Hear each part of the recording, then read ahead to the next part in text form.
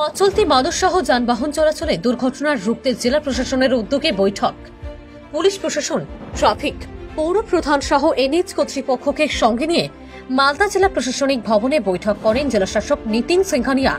তিনি ছাড়া উপস্থিত ছিলেন মালদা জেলার এসপি প্রদীপ কুমার যাদব, অতিরিক্ত জেলাশাসক পিচু সালুঙ্খে, ট্রাফিক ডিএসপি সুশীল গুরুং, ট্রাফিক আইসি আশিস কুণ্ডু, ইংরেজবাজার পৌরসভা চেয়ারম্যান কৃষ্ণেন্দু নারায়ণ চৌধুরী সহ অন্যান্য আধিকারিক।